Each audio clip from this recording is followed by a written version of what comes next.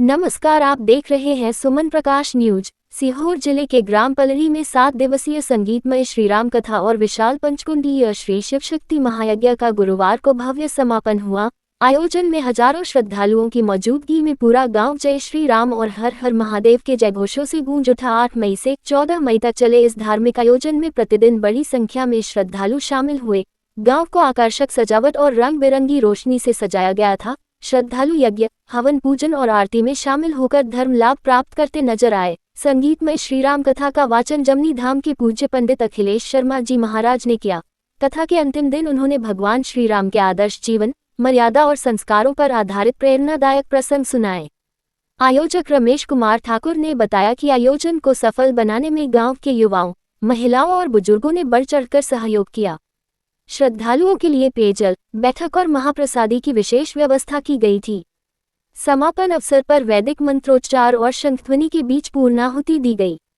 इसके बाद विशाल महाप्रसादी का आयोजन हुआ, जिसमें हजारों श्रद्धालुओं ने प्रसादी ग्रहण की। इसमें हनुमान जी के चरित्र का चित्रण किया गया कि हनुमान जी में कितना बल है और हनुमान जी क्या क्या कर सकते हैं। सारे देवताओं में यदि सबसे कोई शक्तिशाली और बुद्धिमान और बलशाली कोई देवता है तो वो हनुमान जी है। हनुमान जी महाराज ने किस प्रकार समुद्र लांघा। अच्छा, इतना बल, इतना पौरुष, इतना सब कुछ होने के बाद भी हनुमान जी में कभी अहंकार नहीं आया। उन्होंने अपना जब भी परिचय दिया तो यही दिया कि मैं राम जी का दूत हूँ, कि राम दूत मैं मात जानकी सत्य शपथ करना, मैं राम जी का दूत हूँ। तो ये हमें ये शिक्षा देता है, ये जो कृत्य है पूरी रामचरितमानस हमें ये शिक्षा देती है कि आपके जीवन में आप कितने ही बड़े पद पर चलेंगे, किंतु आपके जीवन में कभी भी आपको अहंकार नहीं आना चाहिए। जिस व्यक्ति का मित्र पुराना रहता है ना, और जो साथी पुराने रहते हैं, वो व्यक्ति खराब कभी नहीं हो सकता। तो अपने से नीचे हो लोग या ऊपर हो लोग, सबसे समान व्यवहार दिखता है। जी, आप देखा जाता है इतनी भरी धूप में, इतनी धूप के आगे यहाँ पर श्रद्धालुओं का पंडाल भरा हुआ है। ये तो ईश्वरीय अनुकंपा है प्रभु। जिस दिन यज्ञ प्रारंभ हुआ था उसके तीसरे दिन ही माता ने यहाँ पे जो 40 डिग्री से ऊपर चल रहा था उसको नीचे लाकर 30-35 डिग्री का ऐसा अनुमान लगाया जाता है कि 30-35 डिग्री हो गया था। फिर हमारे जो यजमान है रमेश सिंह जी ठाकुर ने कूलरों की व्यवस्था करी बैठने के लिए लोगों की, और लोगों के भाव भी अच्छे हैं। थोड़ा तप करना भी आवश्यकता है, कहीं ना कहीं लोगों का निकलना मुश्किल हो रहा है। और आज देखा जा रहा है पंडाल लगा जा श्रद्धालुओं से भरा हुआ है। जी, पंडाल तो लगभग रोज ही ऐसा भर जाता है, पर वो अब धीरे धीरे कल सप्तम दिवस है, माता जी का प्राण प्रतिष्ठा के उपरांत महाआरती होगी, इधर कथा की भी पूर्णा होती है। तो उसको देखते हुए इनके घर के मेहमान भी काफ़ी आए हैं और आसपास के लोग भी जो हमसे जुड़े हैं, ये यजमान श्री रमेश जी दादा से जुड़े हुए हैं लोग, वो भी आए हैं। इसको देखते हुए पब्लिक तो अच्छी होती है यहाँ पर। प्रत्येक कथा के माध्यम से गुरु जी जनता को किस तरह मतलब सनातन धर्म के उद्देश्य से जोड़ा जा रहा है। देखिए, सनातन तो अपने आप में, सनातन का अर्थ ही ये है कि सनातन अपने आप में है ना अडिग है। सनातन की रक्षा करने की आवश्यकता नहीं है, सनातन अपनी रक्षा स्वयं कर सकता है। सनातन अपने आप में ही इतना बलशाली और इतना पौरुषवान है, इतना प्रखर है और इतना बलिष्ठ है कि वो स्वयं की रक्षा कर सकता है। सनातन की रक्षा करने की आवश्यकता नहीं। हाँ, प्रत्येक व्यक्ति को अपने कर्म को ईमानदारी से करने की आवश्यकता है। धर्म के प्रति जो हमें संस्कार दिए हैं हमारे बड़े बूढ़ों ने, उन संस्कारों पर चलने की आवश्यकता है। सनातन की रक्षा तो अपने आप हो जाएगी यदि आप अपने कर्म से जुड़े हुए हो, हिंदू धर्म को मानते हो, हिंदू धर्म की मान्यताओं को मानते हैं, तो आप वैसे ही सनातन का पालन कर रहे हैं। हमने तो कहीं ना कहीं जनता को आज मतलब भक्ति भाव में किस तरह जोड़ा जा रहा है। धर्म का तो बढ़ोतरी हुई है, धर्म पीछे नहीं जा रहा। जैसे हमारे बड़े बड़े जो कथावाचक हैं, जैसे अनिरुद्धाचार्य हो गए, देवकीनंदन जी ठाकुर हो गए, कृष्णचंद्र ठाकुर हो गए, पाराशर जी महाराज हो गए, और अभी संत जो महाराज जी हैं, जितने भी संत हैं मैं तो सभी का सम्मान करता हूँ।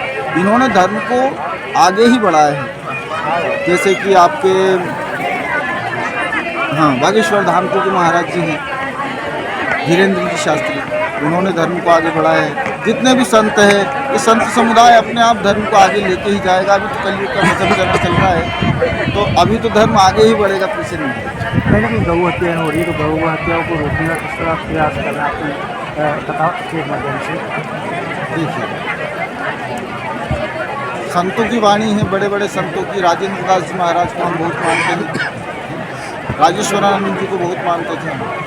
राजेश्वरानंद जी अब इस दुनिया में नहीं रहे, ब्रह्मलीन हैं। तो राजेश्वरानंद जी ने और राजेंद्र दास जी महाराज की कथा में मैंने एक दिन सुना था कि उसमें ये आया है कि जिस दिन गौ माता का अपमान होने लगेगा भारतवर्ष में, उस दिन प्रलय आ जाएगा। और वो प्रलय करीब ही है, ज़्यादा दूर नहीं है। हमारा प्रयास तो यही है कि आप गौ माता की सेवा करें। अच्छा, सेवा नहीं भी कर पाएँ तो ये जगह जगह जो गौशालाएँ खुली हैं वहाँ पहुँचा दें।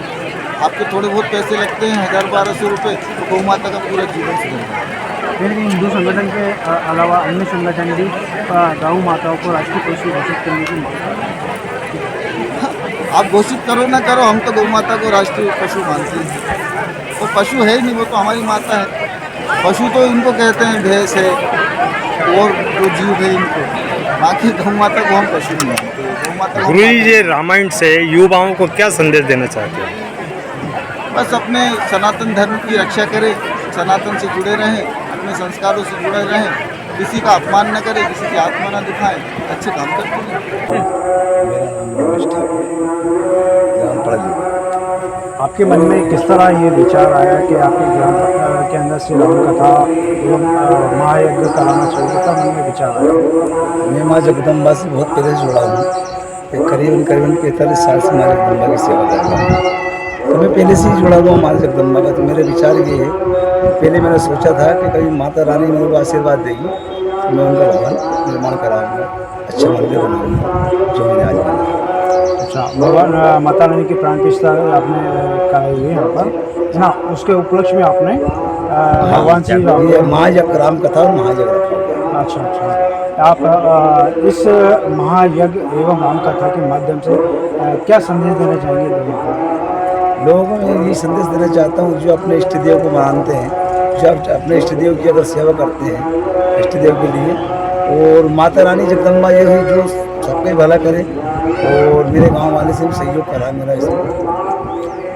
माना जाता है कि आपकी ग्राम पल्ली में यहाँ पर सनातन हिंदुओं का काफ़ी अच्छा वातावरण रहता है, निरंतर कुछ ना कुछ धार्मिक आयोजन आप कराते रहते हैं, है ना?